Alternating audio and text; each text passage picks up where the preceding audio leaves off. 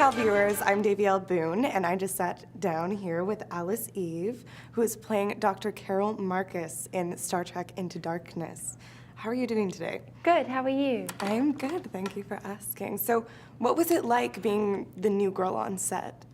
It didn't last that long, the feeling of being the new girl. Everyone was very welcoming and open to the idea of new characters. I guess it had been 4 years since they'd convened, and so it wasn't like it was a very tightly knit family at the time that Benedict and I joined. It was kind of, they were sort of welcoming to the idea of new recruits. Did you and Benedict form a closer bond since you were both new? Or? Absolutely, yeah. I mean, Benedict and I worked together a few years before, and so we were already friends. But now we're really good friends, and we definitely bonded over the process of this film, because it's a 6-month shoot. What was the most difficult part of shooting this film? I guess we needed quite a lot of stamina to get through it. You know, you're working 18-hour days, and there's a lot of work involved. It's always a pleasure, you know, it's good problems to have, but you do need to prepare yourself for that amount of output so that you don't, I guess, deplete yourself. Mm-hmm.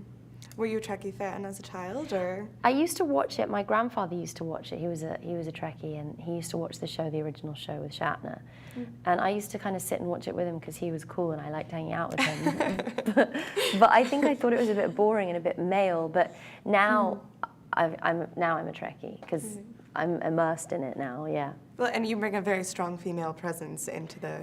Oh, thank you. Film, yeah, I think it's nice. I like that about Star Trek, that it's kind of democratic, and that even in the 60s, women were working on the Enterprise in equal positions to men, you know, according to their skill set.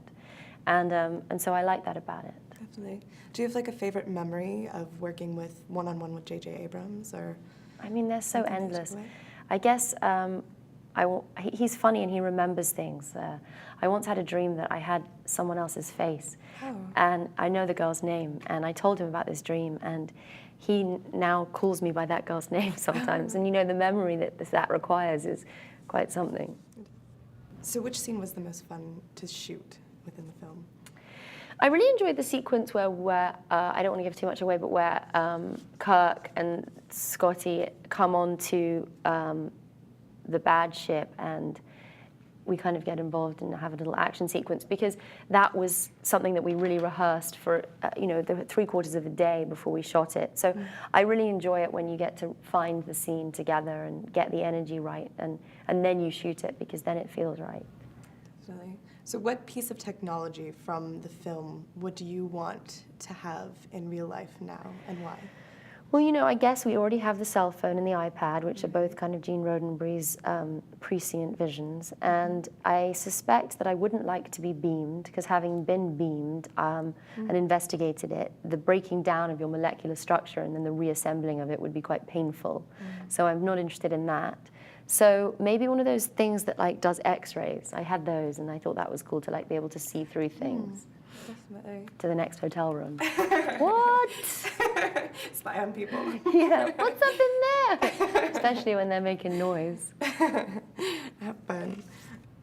So what projects are you going to be working on next? I did just finish a movie before this called Cold Comes the Night with Bryan Cranston, which is a crime drama about a woman who runs a motel as a single mum and is up against hard times. So that was an intense experience. I look forward to taking that one out. Wonderful. Well, thank you so much for the interview. I really appreciate it, and congratulations on a fantastic film. I'm so glad you enjoyed it. Yeah. Thank you so much. It's wonderful. Oh,